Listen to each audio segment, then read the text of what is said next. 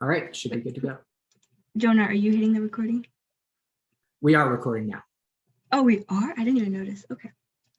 So hi, everyone. Welcome. We are so happy to see everyone here and to have this event put on for y'all today. My name is Maria, and I'm the treasurer for J Street U Miami. We are a student organization at the University of Miami, which advocates for American politics that promote peace and human rights in Israel and Palestine. That's kind of our focus and what we do. And today we have our amazing professor, Rula Jebreal, who is our guest speaker today. She's an incredible woman with a lot of experience. And we also have Gabby Eng. She is a sophomore, and she's going to be our interviewer today. So a little bit of a background on our guest today. So Rula Jebreal is a visiting professor at the University of Miami, where she teaches journalism and communication. And she served on the G7 Gender Equality Advisory Council, which is a body that was relaunched by the French President Emmanuel Macron. And Jebreal is an award-winning journalist, author, and foreign policy expert, and we get her all to ourselves today. And she's received accolades for her groundbreaking work in Italy, the United States, and across the Middle East. In May 2017, Jebreal was enlisted to introduce former President Barack Obama at his first European public appearance since leaving office, and at which he gave the keynote speech on food security and climate change at the Global Innovation Summit. And Ms. Rula Jebreal is also an on-air foreign policy expert, and she appears frequently on CNN, MSNBC, Bloomberg, HBO, NBC, all the names that you can think of. And she's written many op-eds for the New York Times and the Washington Post, and Foreign Policy Magazine, Newsweek Magazine, and Time Magazine. So Jebreal has served as a visiting professor at the American University of Rome as well, where she was instrumental in the creation for a scholarship program for Syrian refugees, which currently provide tuition assistance to 6 Syrian students. And recently, Rula Jebreal was awarded an honorary doctorate in humanities from the American University of Rome. So we are so stoked to have her here today and kind of hear more about her thoughts on the Middle East, Israel and Palestine. There's a whole range of topics, which I'll let Gabby and them get to it. Thank you, Maria. Thank you so much, Maria. I really appreciate it. So Jonah just put in the chat, just as a little bit of a housekeeping, if you have any questions, we're going to try to just go, through the interview first and then answer questions at the end. So if you have any burning questions, just put them in the chat and we will answer them afterwards. And I just wanted to start off by saying thank you so much for joining us, and thank you so much, Professor Jebreal, for being here. I first want to start out with a background on you. I want to know what it was like where you grew up. You grew up in Jerusalem and in parts of Palestine. And if you could speak on that, that would be amazing. Thank you, Maria, and thank you, Gabby. I'm very happy to be here at UM again. And thank you for everybody following us in this wonderful Wednesday afternoon. So what did it mean to grow up in East Jerusalem? When people think of Jerusalem, usually they think about the Middle East, especially Jerusalem. They think about it from the prism of security, especially in the United States. Across the world, probably they think about it in terms of their religious affiliation. However, it's for the people, the residents, and the citizens of Jerusalem, regardless whether you're a Muslim, Christian, or a Jew. The way we think of Jerusalem is, and for centuries this has been the case, how can we, citizens of Jerusalem, send a message to the rest of the world about what really Jerusalem is about? And for centuries, it was about coexistence. It was about, we understood on an intrinsic level that without negotiating a social contract that not only tolerate but embrace otherness, there will always be conflicts. And the Wall of Jerusalem are famous for that. I mean, if you go inside the old city, so my neighborhood, the name of my neighborhood was basically one block from the Aqsa Mosque, the most important religious site for Muslims. It was 3 blocks from the church and 5 blocks from the Wailing Wall. So we are so intertwined.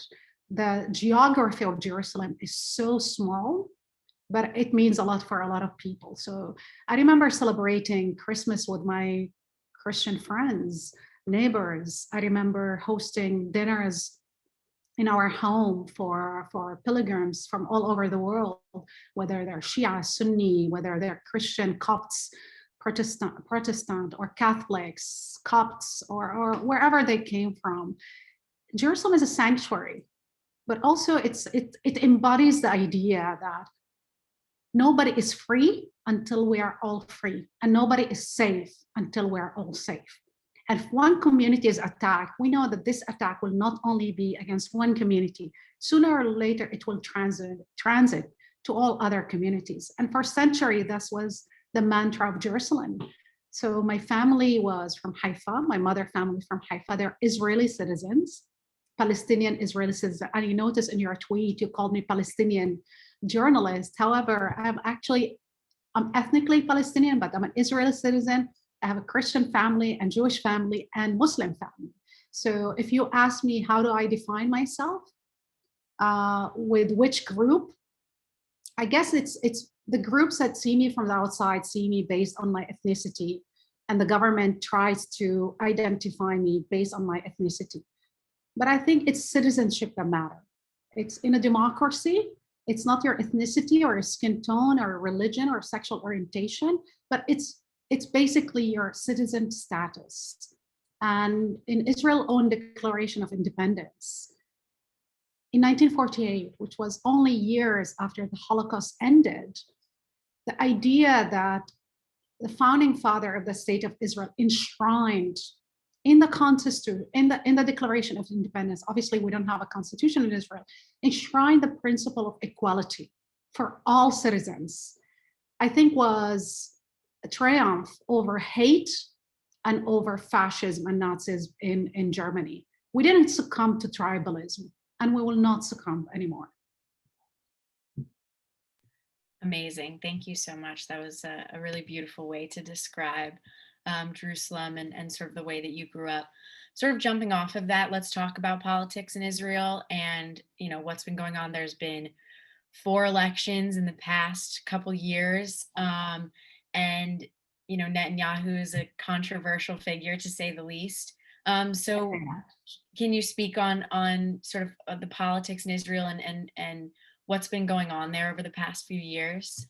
This is what happened in any society, in any given society, when you weaponize religion and race, and you make an effort to make race and religion an issue of identity and politics. This is precisely what happened. Israel is a test book of what can happen when you incite day in and day out against your opposition. Exactly. I mean, I can see in the Israeli members of government today and members of the Knesset, the parliament, people who actually incited against the first foreign minister who ever attempted to make peace with Israel. And that was Yitzhak Rabin. My own family voted for Rabin, campaigned for Yitzhak Rabin. He was viewed as he was a labor leader who basically understood the dilemma we're in. And the dilemma is very basic. What do we want to be? Do we want to be a democracy? Then in that case, the choice is very clear. It's basically to give the population that under Israel control in the occupied territories, West Bank and Gaza, some kind of sovereignty. And the sovereignty was clear that it can be negotiated sovereignty. Palestinians already accepted and signed off, not only recognizing Israel, but also they accepted they would accept a state within a 22% of the land. So you have 78% that it's all yours. But I think there was a religious fervor and nationalistic fervor that decided, well, we don't care about democracy. We don't care about equal rights or human rights. We want it all. The problem with that, there will be one leader that will rise up, will say, fine, you want it all, take it all. take it all. I am for that position now, because 80% of Palestinians and probably of Israelis think, give it all, take it all, but then grant dignity, human rights, freedom for people that you rule over their lives. Because we cannot have in America a democracy and 5,000 miles away enact some kind of an apartheid regime. We cannot have denial of basic rights for people who we rule over their lives. I mean, I am 48 in less than 3 weeks, and I will be 48. And all my entire life, my family life, since 67, we lived under military occupation. I am lucky to have, an Israeli citizenship because I was born in Haifa, but in my own family, and this is a contradiction of Israel, my own sister, my blood, born from the same father and mother, but because she was born geographically in Jerusalem, she's a resident. My father was a resident. My mother was a citizen. So these are the kind of dysfunctional, oppressive, segregationists within the family itself. And I think we need to understand that nowadays, when we look at human beings, and some of us have rights and others they don't, I think it says something about the failure of politics.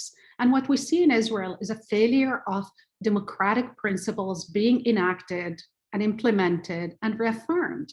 Bibi Netanyahu represent, we have an indicted prime minister on corruption charges, abuse of power, because his wife liked rosé champagne and liked jewelries. And obviously he thought he called himself the king of Israel. But what does it mean to be the king of Israel? If you're not there to serve others, but to serve yourself, then maybe we have a major issue with the leadership we're expressing.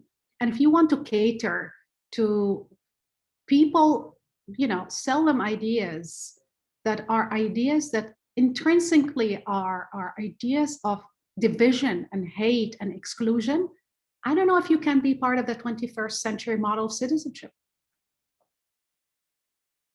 Yeah, I completely agree with that. And we were sort of speaking about that earlier, and just how the connection between the insurrection and terrorist attack that happened on January 6th and, how we still preach democracy in the United States, and yet we go and we support these governments that don't support democracy. And so sort of along that thread,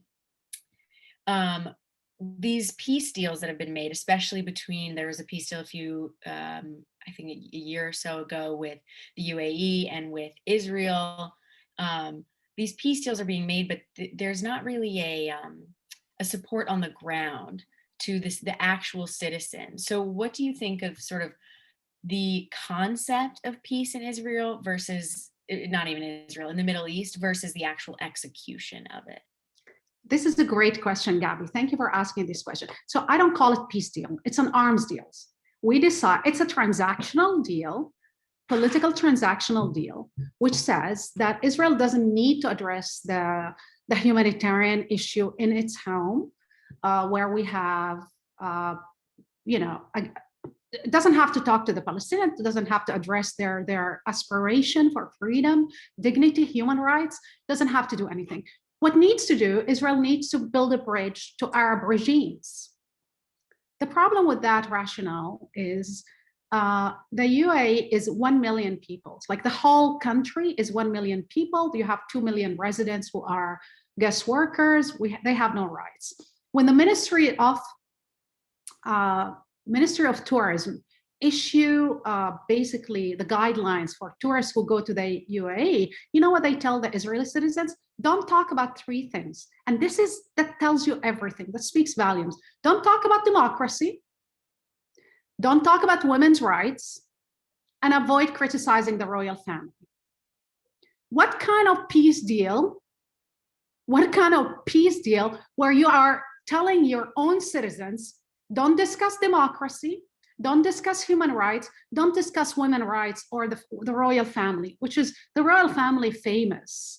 I mean, the ruler of Dubai kidnapped his 2 daughters, arrested them, is accused of torturing and drugging them. His own wife ran off and went to London to live in London. And she, by the way, she is the sister of the king of Jordan, Haya, ran off because her husband wanted to marry her younger daughter, who's 13 years old, give her as a gift to the ruler of Saudi Arabia.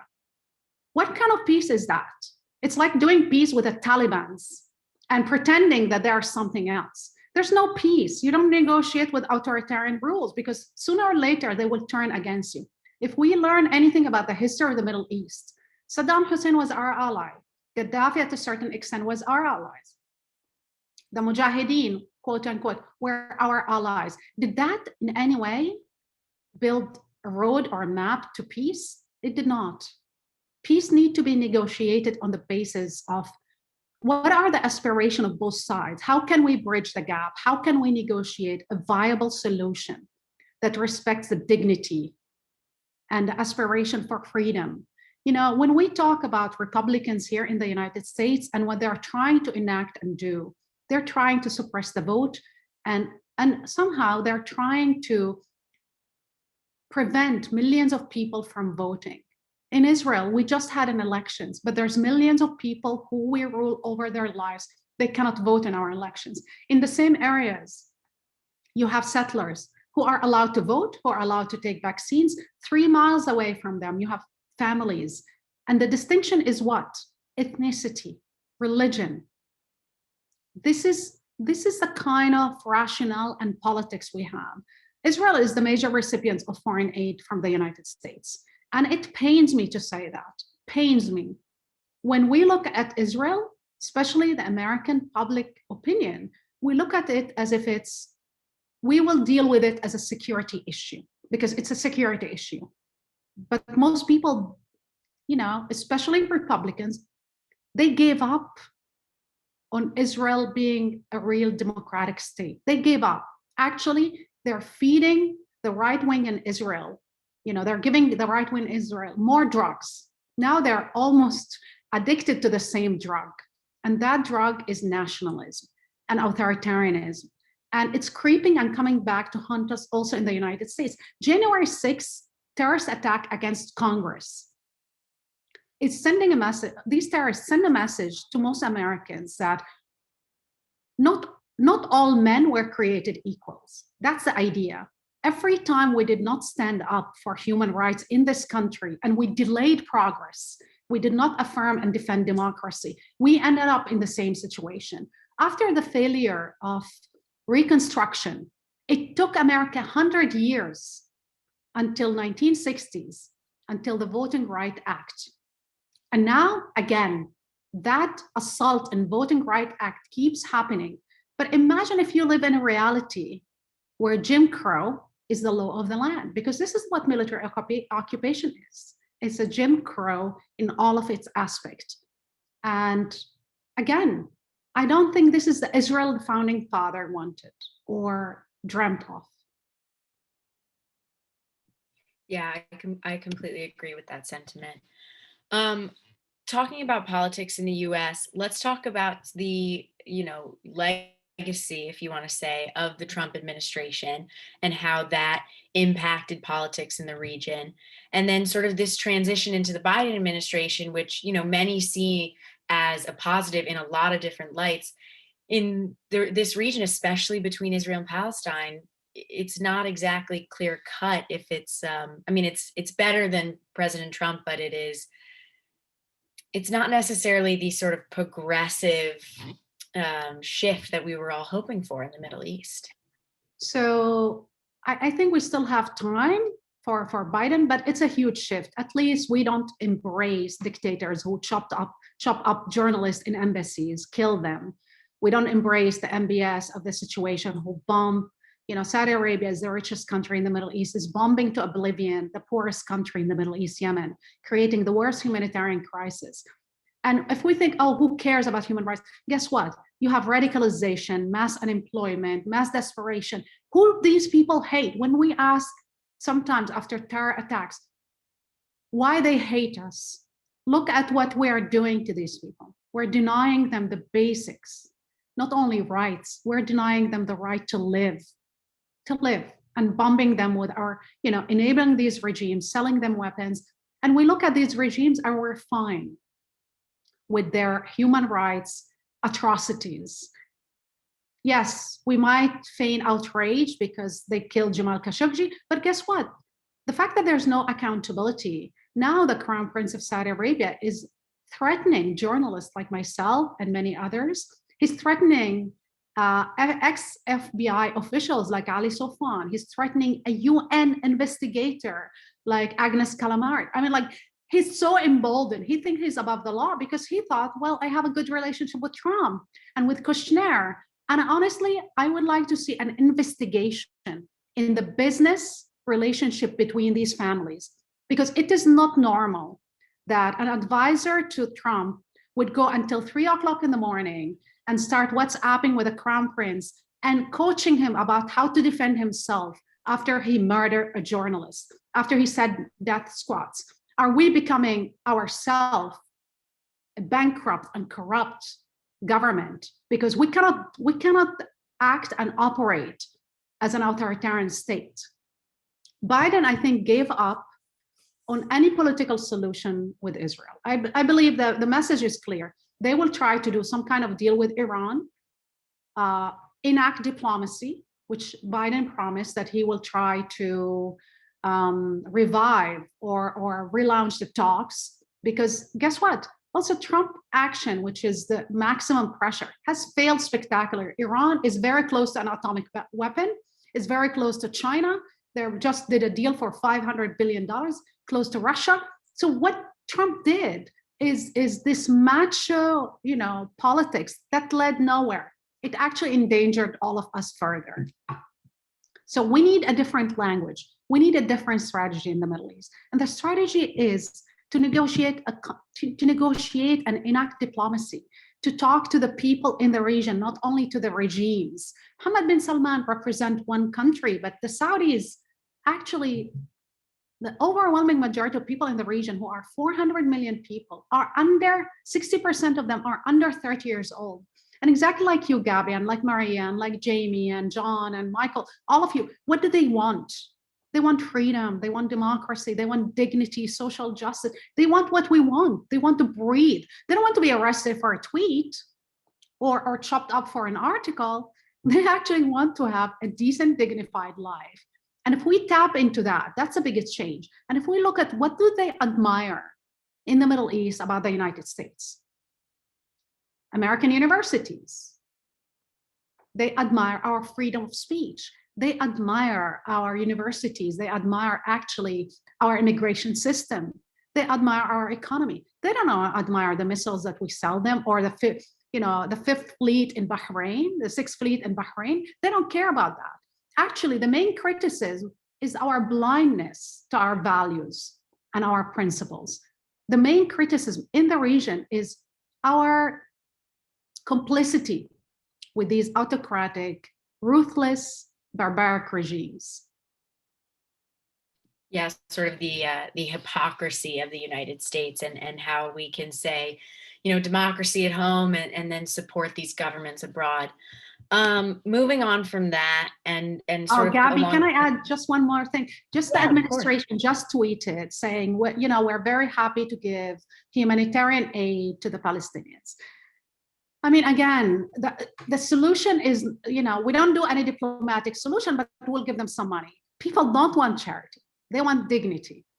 They really don't want charity. And the idea that we can give, military aid to Egypt, a dictator who is imprisoning 60,000 political prisoners are in Egypt.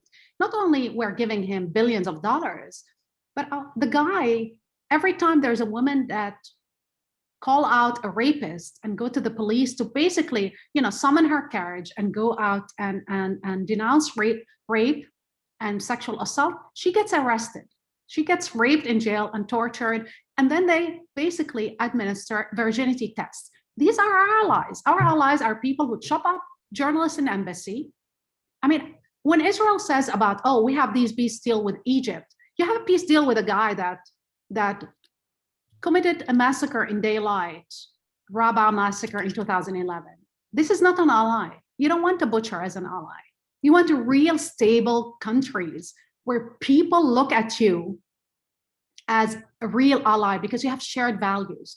And we can build these bridges. I mean, I consider myself, I have a Jewish husband, I have, Muslim family and Christian families. If we don't look at each other as human being, equal human being, we're never going to solve these issues. Democracy.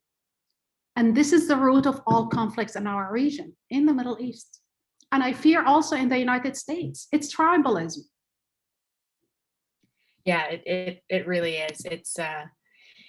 It's sort of this concept we were talking about earlier that I kind of wanted to jump into with these backsliding democracies and how countries, it's happening in Israel because Bibi Netanyahu is consolidating his power and he's trying his best to, imitate a dictator. It felt like it was happening here in the United States when former President Trump would speak about, wanting military parades, and it happens all over the world, in Brazil and Poland and Hungary. These places that used to be democracies aren't anymore. How do you see the future of democracy around the world? I think this is the two visions that we have. People who gave up on democracy, don't believe in democracy and believe in dictatorship. And I think we need to take a stand as real Democrats, as people who committed to a humanist vision of the world. And how do we take a stand? We force government to deliver. I don't want them to deliver for the 1%. I want them to deliver to the average people in terms of healthcare, in terms of vaccines, in terms of education, in terms of equal pay. We're in the 21st century, and the fact that people can have 3 jobs and still cannot live a decent, dignified life in the United States. When I look at scenes from Texas that happened, I believe, a month ago, and I wonder, is this Somalia? Like, where are we? Where are we? In what country? Our people, our citizens, they don't need borders, they don't need a wall, because the real invasion is within, not from without, not from outside. We saw with January 6th terrorist attack, we saw that the number one threat in the United States, 20 years after 9/11, is white supremacists. People who don't believe that they and I are equal. The people who marched in Charlottesville, blood and soil, the people who said Jews will not replace us, the people who went and killed worshippers in synagogues, these people don't see us as equal.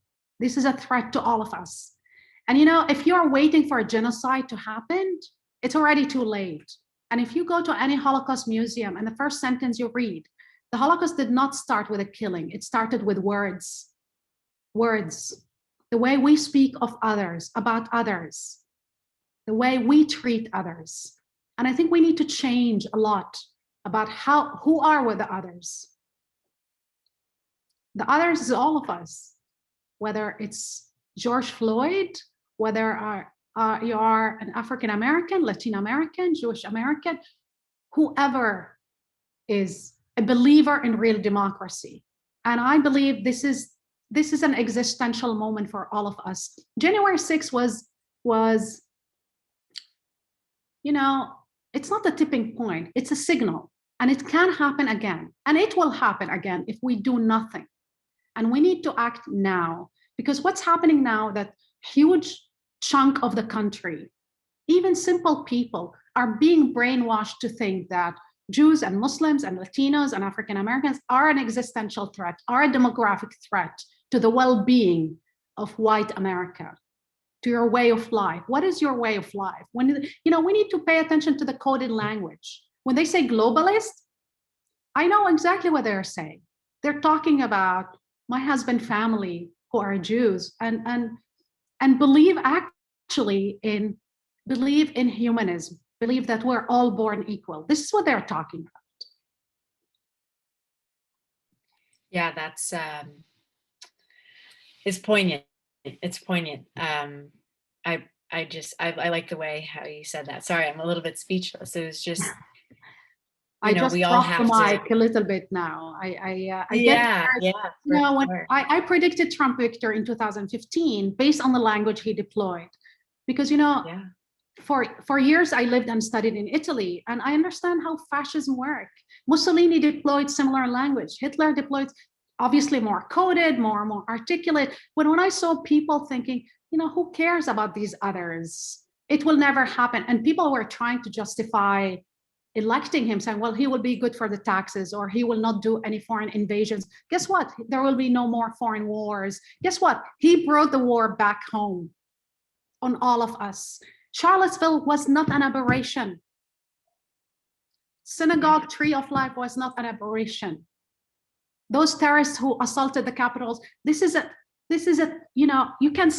a straight line between the language of calling Mexican rapists, Jews globalists, remember when Donald Trump said Jews are disloyal because they vote for Democrats? Disloyal, he called us. That's how these are his words. I grew up in Haifa, and I would go to this amazing theater where Palestinian and Jews will meet together in the amazing theater of Haifa. And there is a theater director who was killed 10 years ago. His name is Julian Mer Khamis. And Julian was my good friend, and he was 100% Jewish and 100% Palestinian, because his mother is Jewish and his father Palestinian. This is the ecosystem I grew up in. I grew up in a city like Haifa, where you have people like Juliana Mer Khamis, who used art and who used theater, who used culture to bridge the gap, to basically build bridges between people.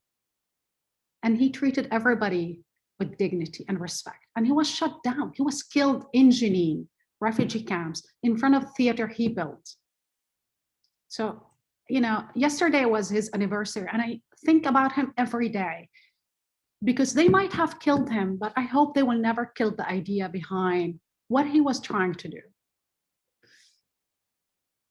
Yeah, absolutely. Yeah, it's just powerful. I'm glad you brought it back to Israel and Palestine. I think the last, maybe second to last question I want to ask is just sort of, so the organization that we're a part of is J Street, and J Street's official language is that we believe in a two-state solution, and we believe in peace between both the Israelis and the Palestinians.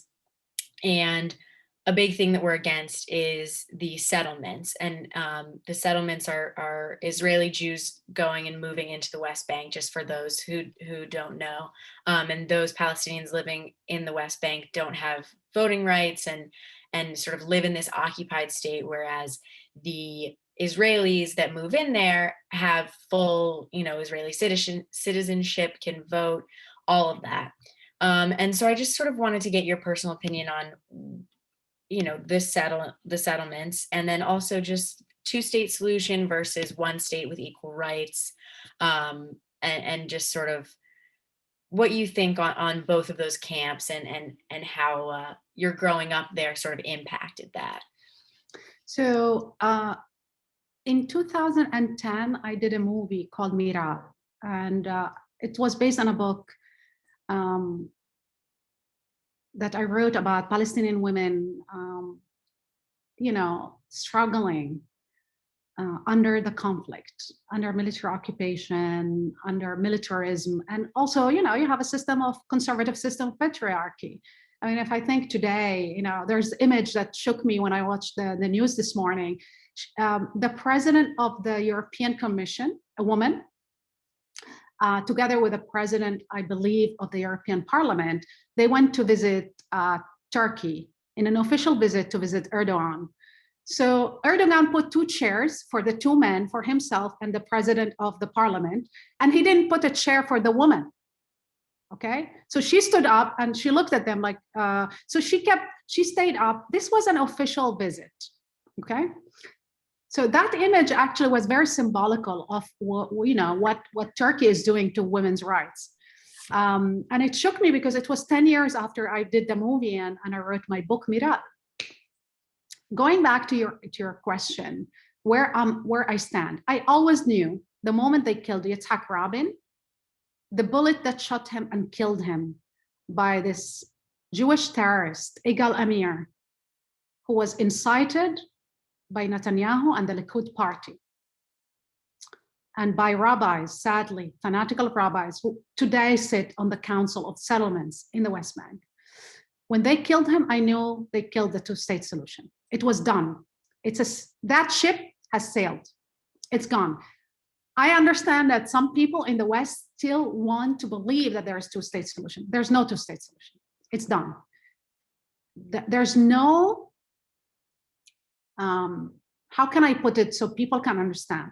You have settlements like Mejía-Botero, like Ariel, that stretch miles in the West Bank, in the occupied territories.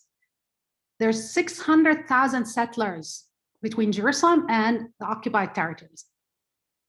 Taking out 600,000 is impossible. It's not practical. You can't do it anymore, okay? So if I would run tomorrow for mayor of Ramallah, because you cannot be president of the Palestinians. I mean, like, you can't be president and asking permission to a general to leave home, because it's ridiculous. There's usually, you know, a president is in charge of the army. The army is not in charge of you. When the army is in charge of your life, you understand that you are, you know, you are maybe an administrator, a mayor, but you are not a president. The real president of Palestine is an Israeli general, the guy that decide the checkpoints and what to do. That's a reality. So what do I stand for now? It's not what I wanted. We all wanted a two-state solution, but Bibi Netanyahu and his Likud party fought very hard to annex all the land. So now my position is take it and give me equal rights for all. Because this is the only option you left for me and for the people. It's not an option I wanted, an option actually I protested against when people were telling me 20 years ago, like, you know, or 30 years ago, when I was 18, let's, you know, fight for one state. I looked at them, I was like, no, I want my Jewish family and brothers and sisters to have their Jewish state, but should be democratic state. I fought, tried to convince them that, you know what, they will give the Palestinians a chunk of the land where they have sovereignty. It will be a demilitarized state, and Palestinians would accept. And there was consensus. And you know, the moment that struck me the most, when in 2002, 50 Arab countries offered Israel a peace deal. All of them said, we will recognize you, all of us together. They offered to Ariel Sharon with one condition: give Palestinians 18%, 90% of the land. And Ariel Sharon said, no, thank you. That's a moment where I thought, it's done. Whatever your delusion about the two-state solution, you need to accept that the far right in Israel led us where we are. In the name of what? Religion, myth about land. When Jared Kushnir recently said the whole conflict is a real estate conflict, that tells you everything about how ignorant the man is. It's not a real estate conflict. It's not like you chop up this and take this and whatever. It's a conflict about national aspiration and identity and dignity. It's about freedom. For him, Jerusalem is equivalent to his building in Fifth Avenue in New York. It's not equivalent. The guy is ignorant, like, with all the respect, the goats, like a goat. And the fact that he doesn't even understand the history, the tradition, but also he doesn't understand Israel is a country of 7 million people in a region of 400 million people. The three biggest countries are not even Arab. Sorry, apologies, 2 of the 3. Turkey, 80 million, Iran, 80 million, Egypt, 80 million. Then if you look at demographics and the numbers, you need to assess your relative based on facts, not on a religious myth, with all due respect. Even if you believe in these myths, look at the reality for what it is. Otherwise, we're all doomed. Yeah, that Jared Kushner comment, oof, that one was rough. I think that's a beautiful place to end my portion of the interview. I do want to let you speak about your charity that we would like people to donate to. So we would love to compensate Professor Jebreal for her time with us, but because she works for the school. We're not able to, but we would love if people could donate to her charity, and J Street's going to make a donation as well. So Professor Jebreal, if you'd like to speak on that just for a little bit, that would be amazing. Thank you, Gabby. And it's I grew up in an orphanage when my parents died in East Jerusalem, and I could not be the woman I am without education, without having access to education. And it just simply changed my life. And I owe my life to the people who invested in this education. I grew up in East Jerusalem in an orphanage. And after that, I got a scholarship from the Italian government. And I promised myself, if ever I have the chance, I will give back. And I started giving back when the Syrian conflict started. I started traveling for the New York Times, for others, into Syria, and I saw how I saw the rape campaign, waged by ISIS and other fanaticals, but also waged by the Assad regime, where women were basically, there was a huge rape campaign all over Syria, and detained, people who were detained, their relatives, they're there. So I decided to start a scholarship program for Syrian refugees, for girls, at the American University in Rome. I was very lucky and proud that my friends helped me start it. So I could, beginning it was 2 girls, now we have 6, and I'm so proud of them. But I know that it's time to change the paradigm and the way we deal with the Middle East. We cannot build armies anymore. We have to build citizens. We have to invest in education. These women might go back one day, actually, and change the reality in their countries. And if we want to have a stable Middle East, where to invest? Do we give to whatever regime, or we give to the people? And for me, the best place to give is education. So there's a link to my scholarship program. It's at the American University in Rome. There's 6 girls. You're welcome to contribute as much as you want. And even small donations and they go directly to the University in Rome. So thank you. Thank you so much for talking on that. And then lastly, before we get to questions, your newest book, The Color of Change, is out, right? You said it's out, but it's not in English yet. I know as soon as it's translated to English, I'm going to be picking up a copy. But if you want to talk about Color of Change just for a moment, and then we can open up the floor to questions. Yes. So The Color of Change is, I started it during the pandemic. We are all in lockdown. My movie Miral and the book was written 10 years ago. So it took me 10 years, and it took me a lockdown to start writing. And I decided, again, it's the journey of focusing on women's rights, education. And I start with Ruby Bridges. Ruby Bridges was the first African-American brave girl to go to school after the end of segregation. She was defended and protected by 2, I believe, FBI agents. And she said something. She said, don't go wherever everybody's going. Start a new trail and take that road. And there's something that I love about Toni Morrison. And Toni Morrison shaped the way I think of the world. And she said, your job, if you have freedom, is to free others. And if you have power, to empower others. And I always think of these things, how privileged and lucky to have had the opportunity to have access to education. And I go through stories of women I met. And I remember I was in the presidential palace in Paris for the G7. And next to me, there was this remarkable woman who was kidnapped and raped by ISIS, Nadia Murad. And she was Yazidi. And she sat next to me and she told me her story. We were on the council, the advisory council for the G7. She won a Nobel Peace Prize. She's using her platform to speak about survivors. And it's the first time in my life that it was so clear to me what I was running from, why I was doing what I was doing, because my own mother was raped and committed suicide.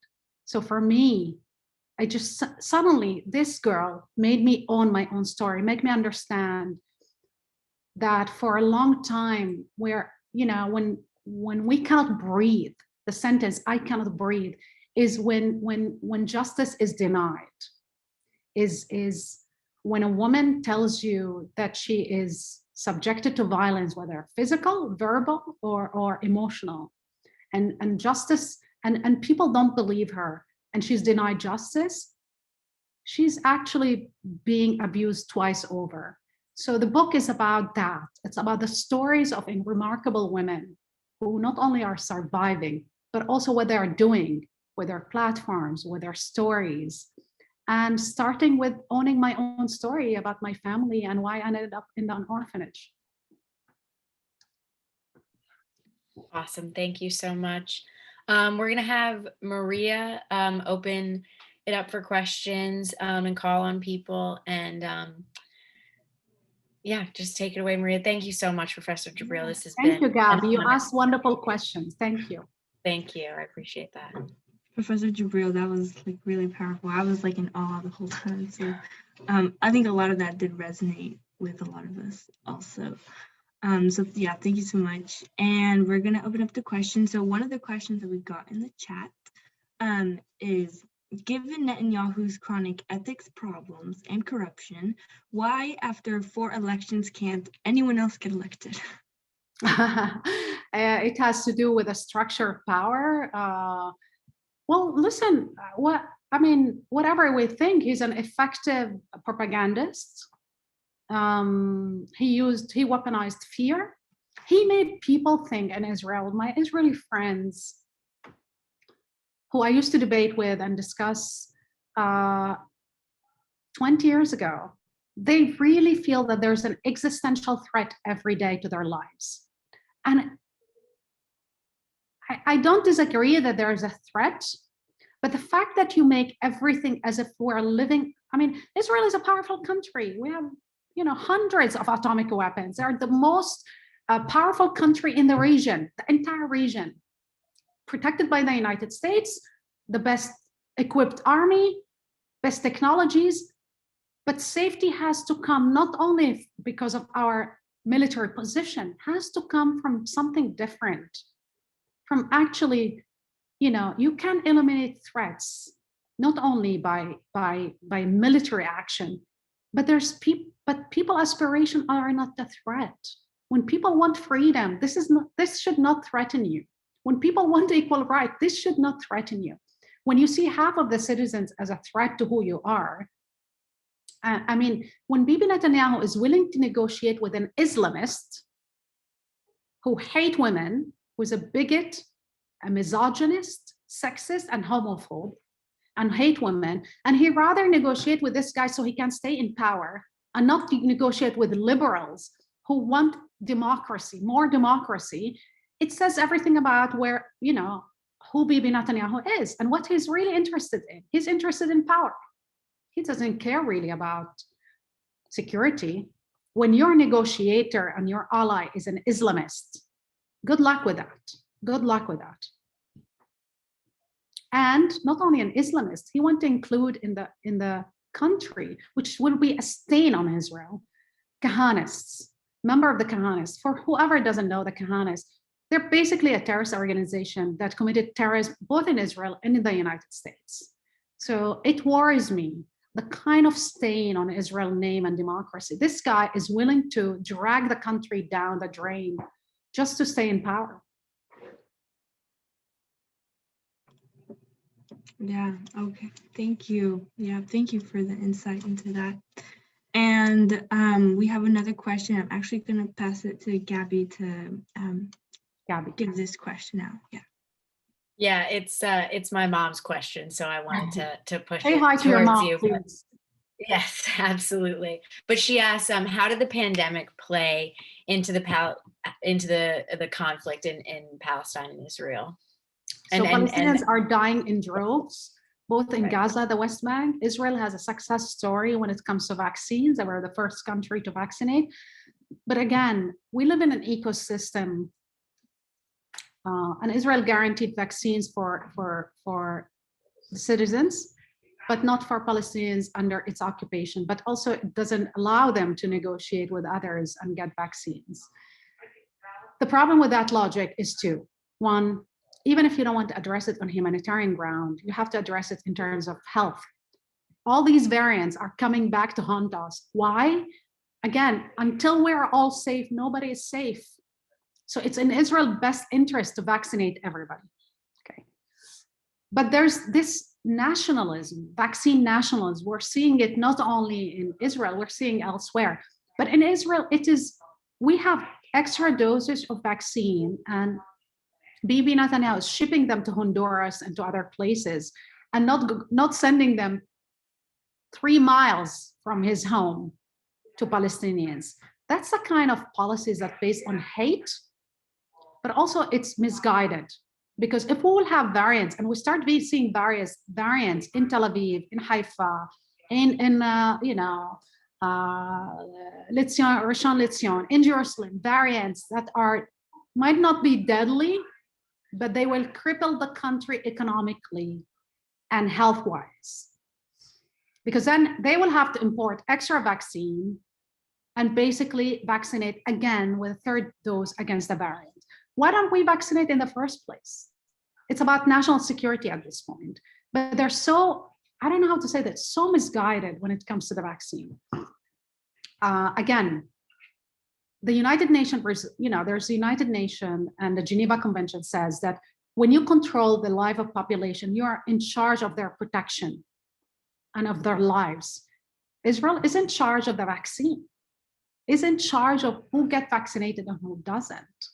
And since they forced the United States with the Trump administration to cut aid to Palestinian Authority, whatever we call that, then where do you think they will get vaccinated?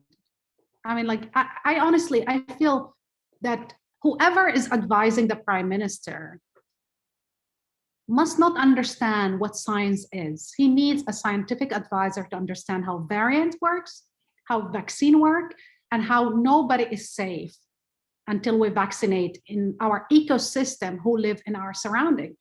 He's using the vaccine to get approval for the removal of the embassy to Honduras, to other country, even to Sudan, I believe. If we vaccinated the Palestinians and he would continue to do that, it may even make sense. But the fact that he's more interested in having the international validation of his embassy move more than guaranteeing the safety and security of the Israeli population, because the variants will come back, then I don't know, he's just short-sighted.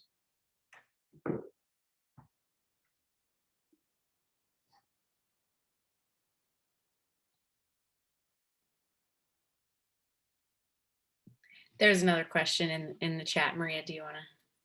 Yeah, okay. So this one in the comments. Okay. So, quote, I appreciate Dr. Jebreal's realist response regarding a 2-state solution, but I cannot accept that the Palestinians won't have their own nation. What can we do to further this vision? And this is from a person who is not a student, but that's okay. So, we're all entitled to our opinions, but we're not entitled to facts. I don't know how to say this. The facts on the ground, and I understand for a lot of people, it's an aberration. It's the biggest offense when I tell people there's no 2-state anymore. Go look at the grounds. Go look at, for example, if you go from Jerusalem to Ramallah, there's tons of settlements on the way in and out. Not only that, there's a real presence of population. They have roads, they have factories, they have schools. How do you dismantle all of that, say to these people, thank you, goodbye? They've been living, this is their country as well as the other side country. I understand that this might be the biggest hurdle for people to realize and grapple with the reality for what it is. When I think of the population transfer, it's actually a crime. When people talk about population transfer, it's like, oh, we can eradicate these people. They've been living here for, 10 years, 20 years. They can leave now because the country didn't prepare for a 2-state solution. I remember when they forced 3,000 settlers to move from Gaza. It was a national trauma. People were traumatized, even though they were compensated. But in a 1-state reality, look at the United States, for example.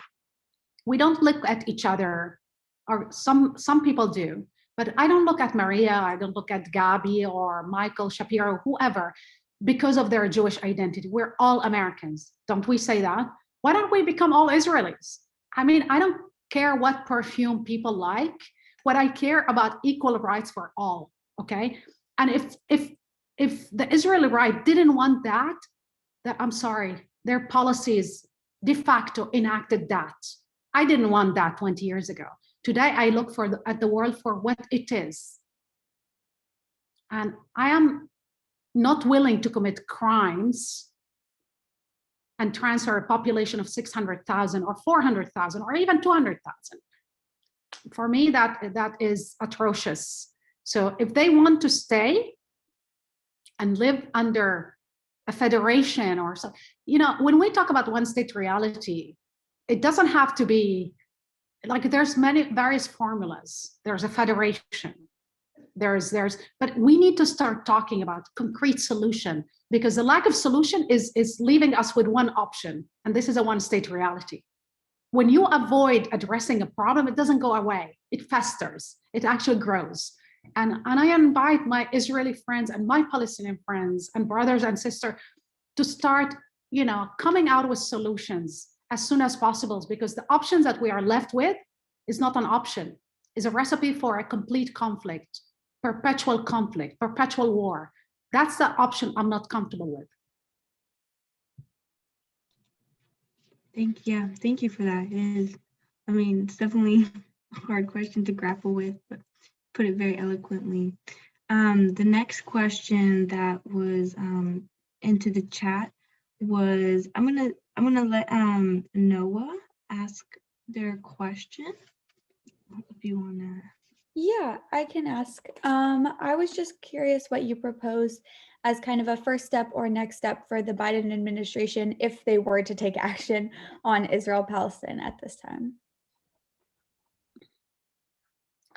Again, realistically, I don't think the Biden administration focus will be Israel-Palestine. I don't know if anybody read President Obama's book, My Promised Land, and in the chapter he goes through what he did in the Iran deal and how in America it's uncomfortable to talk about Israel-Palestine, especially in the United States, because of our historical position being pro-Israeli, and now we become pro-Bibi and pro-Likud and pro-right, the far right in Israel. And now we have, politicians who go to Israel and talk openly about in biblical terms. I mean, we are supposed to be, separation of church and state. And when you have people talking about the rapture and Pompeo and Mike Pence talking about biblical terms, we need the Jews to go there so they all can be converted. Like, I get chills. I don't know how to say this. Fanaticism is always, a recipe for disaster. Saying that, the Biden administration can actually start, which is a very simple thing. Whatever military aid we give to any given country, whether Egypt, Pakistan, or Israel, can we tie that to a set of conditions about respecting human rights? Simple. They don't have even to go and talk about two-state solution. Why don't we talk about respecting human rights? Simple, just respecting human rights. It's actually against our American laws to give any funds to any entity that violates human rights. And I'm happy that President Biden lifted the sanction on the International Criminal Courts, because I believe, international laws play a role and should play a role and should continue to play a role. And we cannot sanction investigators while embracing MBS and the thuggery and the corruption and crimes he committed against journalists and in Yemen.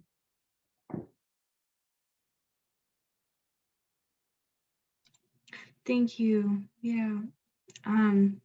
Again, thank you so much for the insight. And another question we have in the chat, and I'm also going to let the student address it. Michelle Pinar. Unless you prefer Michelle. Okay, I'll just. Would you mind asking the question for me? Thank you, Maria. Yeah, no problem. Yeah, okay. I just wanted to make sure. Okay, so the question is, how do we approach conversations with people that tends to put the blame on Arab countries regarding the establishment of a Palestinian state in the West Bank and the Gaza Strip from the beginning decades ago? Are they right to blame Arab states for it? Are people right to say that Palestinians rejected 90% of their territory back?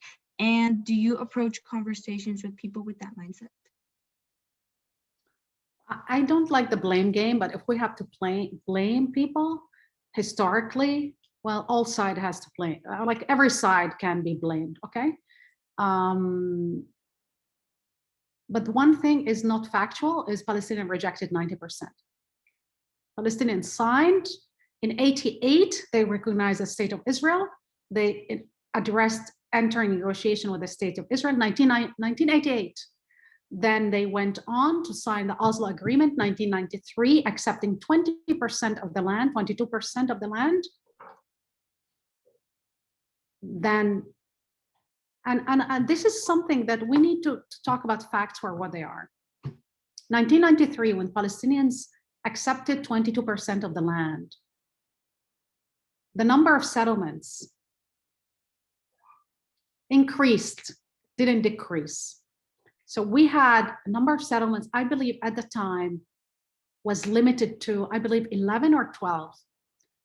By the year 2000, which means 7 years after signing the peace agreement, the population increase of settlers and the settlements increased. So what kind of country that you say, oh, I negotiate to give you this, but in the meantime, I will continue building my own settlements and building my own things, and I'll continue my own thing. So again, I believe that the power country that can actually decide and can implement a solution is Israel. The other side is powerless. Not only that, the other side signed actually agreements. And I remember polls coming from University of Najat in Nablus and another university in Ramallah. And both of them says that 80% of Palestinians not only agree, they endorse entering a direct negotiation, recognizing Israel and a sovereign state in the 20%. All of these people, actually, their ancestors came from Haifa, from Tel Aviv, but they're willing to accept a dignified life in a smaller state. But now we're living in a country where 80% of the Palestinians, they don't believe anymore there will be a state, and they want equal rights.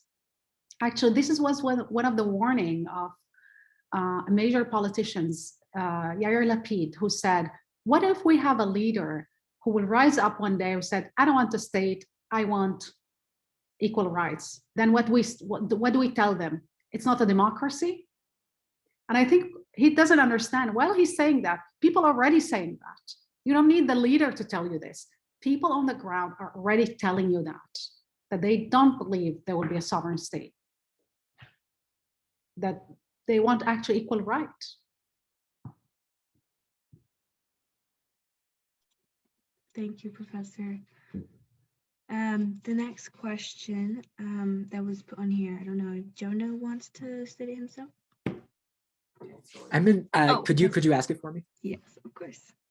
So the fear of bad faith accusations of anti-Semitism prevents many, especially women of color, from speaking out about Palestinian rights. Can you talk about how this fear has or has not affected you?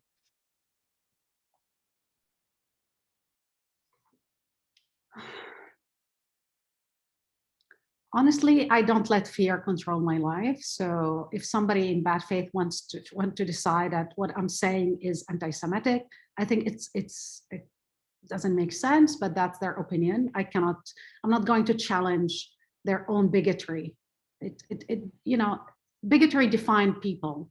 If they want to find justification to people opinions, I know that I lived all my entire life committed to one vision. I know that I implemented that vision in my own life with my personal choices. So it's not a coincidence that I have Jewish, Christian and Muslim family. These things don't happen. These things are choices we make, and we live by these choices, and I live by these choices. So if bigoted and racist people decide that in order to dismiss the truth and facts by accusation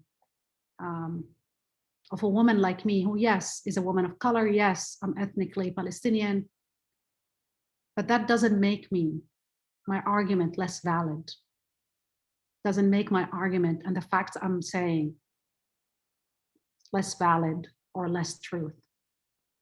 I don't look into people's motivation when I examine what they are saying. I look if they're telling the truth. But we live in a moment where there's this, I believe George Orwell said, in a moment of universal deceit, telling the truth is a revolutionary act. So I think we need to be committed to telling the truth, even if the truth is hard to hear, even if the truth is painful, even if the truth can be a slap in the face about what we want. But we need to look at what the reality is telling us, what the people are telling us.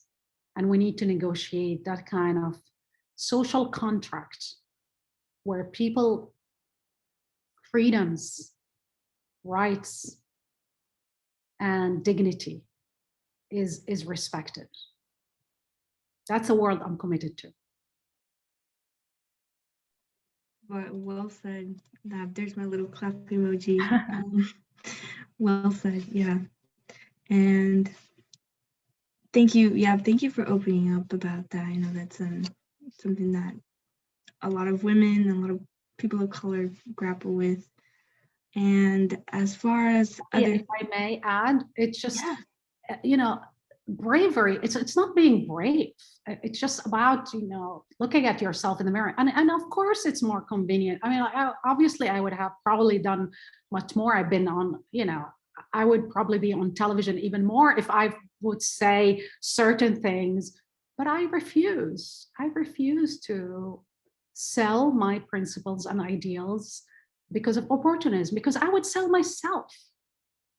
It just, honestly, it's the hypocrisy of certain people who are willing to downgrade their beliefs and say hypocritical things instead, to have an opportunity and a job, or maybe to appear more on television. I am sure it's appealing to some, but I believe that by doing that, by saying that, we end up in the world that we are in today, where alternative facts, propaganda, and lies can lead to terrorist attacks. And I've seen it firsthand in my country.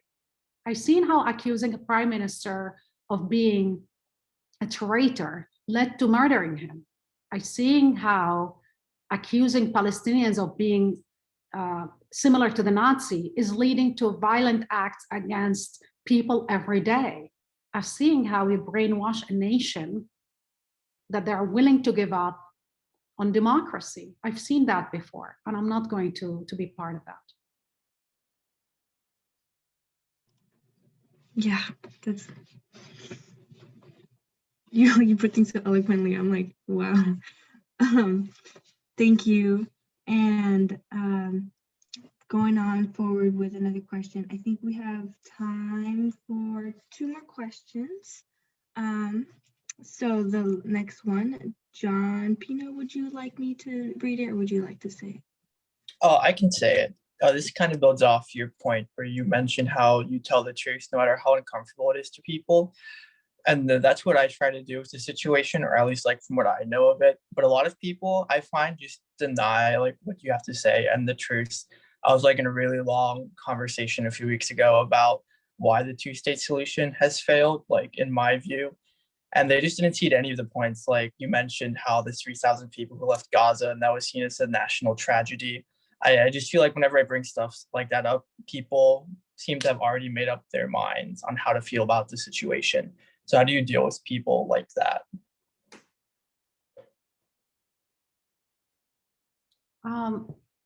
So I try not to deal with people who deny my humanity. So if I'm sitting in a place and part of the crowd or the people are people who march in Charlottesville and say Jews will not replace us. I don't negotiate with these people. I don't talk to these people. I don't want to talk to these people. So this is one side. Or people who think that Latinos should be in concentration camps or Muslims. Those are the kind of people I stay away from, just to be clear. Because fascism is not a set of ideas to debate, it's a set of actions to fight against. Saying that, some people might not agree on the facts. And that's a huge problem. So they might not trust what I'm saying. So I usually direct them to somebody who wrote about this, who happened to be an Israeli, Yossi Beilin, Ehud Olmert, former prime minister, Ehud Barak. So you have people who wrote about it.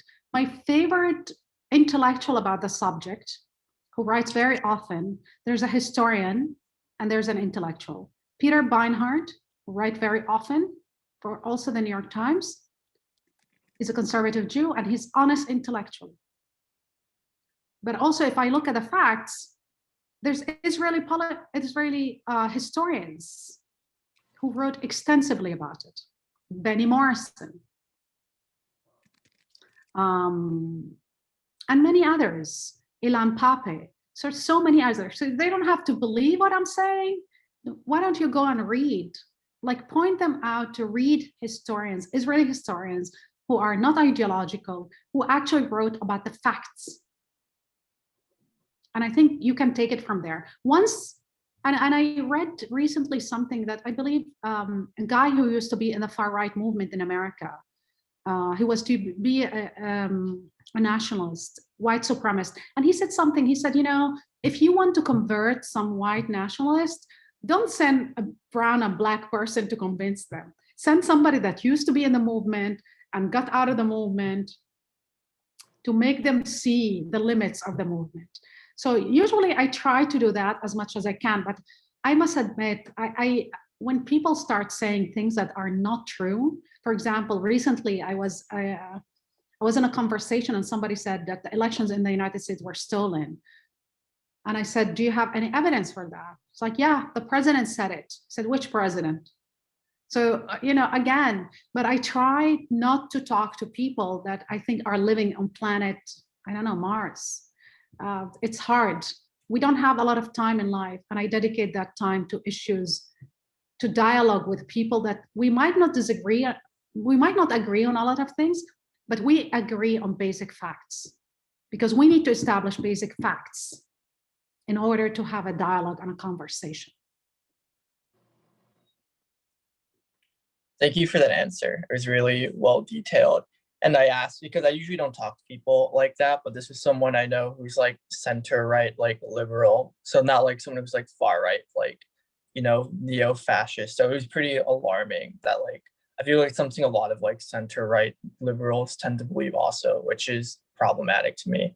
So thank you for the answer. I'll definitely point them because they're more, you know, open to listening to facts and historians. So I'll definitely point them there. And if I may, I mean, I have members of my family who say crazy things sometimes. I don't know if we all have probably members of our families. You know, I have an aunt who's 77. She lives in Haifa, and she sometimes say really crazy, wild things. But I justify that with you know, her age and whatever. So it's just see individual by individual who is right, who is wrong. I mean, recently she called me on WhatsApp, and the first thing that she said, you know, I think Trump will move to Saudi Arabia. And I said, well, based on what? She said, no, he said he might go out of the United States. It's the best place for him because he's best friend with MBS. And she was trying to have a rational conversation about politics. And I listened to her respectfully, but I didn't know what to say, honestly. I said, you know, when that happened, I will call you. So when people say crazy things, even if they're close members or family, just, you know, sometimes there's no point in arguing. Wonderful. And we are getting a little coming to the time, so I hope everybody who had a question was able to have an opportunity to share their question. And I'm going to pass it to Jamie. Hey everyone. First of all, I just really want to sincerely thank Professor Jebreal on behalf of all of us here at J Street. This was obviously an amazing time that we had. And while we're here, I just want to take an opportunity, because I know that we've had actually a lot of new faces join us tonight, to introduce our conference that is happening next weekend.